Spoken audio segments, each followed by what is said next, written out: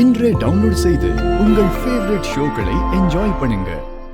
ஒரு வழியா நாங்க அந்த பணத்தை ரெடி பண்ணிட்டோம். அந்த ஸ்பான்சருக்கு பேலன்ஸ் 5 லட்சம் ரூபாவை கொடுக்கறதுக்கு தான் உங்களையும் வர சொன்னேன். அப்படியா? ரொம்ப ஹாப்பியா இருக்குதானா? இதுக்கப்புறம் முன்னாடி நிக்கிற எல்லா தடையும் போயிடும். இனிமே நீ நல்லா விளையாடலாம். எல்லா போட்டியிலயும் நீ தான் வின் பண்ணுவ. அப்படியே கதிர் ஏஜென்சில கொடுக்க வேண்டிய 5 லட்சத்தையும் கொடுத்துட்டீங்கன்னா 2 பேருமே ஒரே நேரத்துல ஜெயிச்சிருவீங்க. ஆமா தானா, கதிரும் அவன் பிசினஸ்ல முன்னேறணும். நீங்க 2 பேரும் வீட்ல இருந்து சொல்லிட்டு போன மாதிரி ஜெயிச்சு திரும்ப நம்ம வீட்டுக்குள்ள வரணும். நான் அந்த பணத்தை கொடுக்கும்போது நீங்களும் என் கூட இருக்கணும்னு ஆசைப்பட்டேன். அதனாலதான் நான் உங்களை வர சொன்னேன். இல்லதானா, நாங்க வரல, நீ போயிட்டு வா.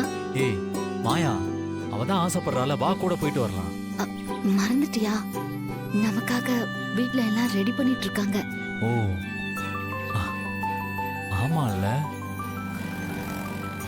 என்ன ரெடி பண்றாங்க?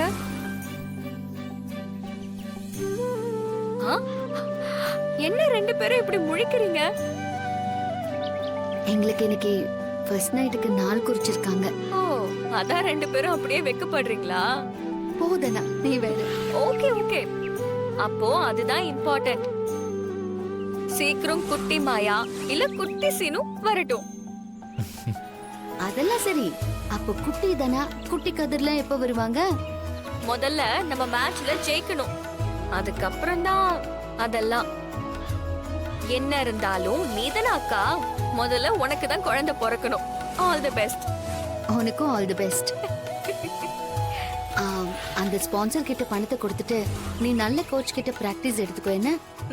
சரி மாயா, அப்போ நான் கிளம்புறேன். கதிர் வேற வீட்டுக்கு வர டைம் ஆயிடுச்சு. தானா, நான் வேணா விட்டுட்டு வரவா? இல்ல மாமா, நான் போய்க்கிறேன். சரி சரி, பாத்து போ. மாயா, போலாமா?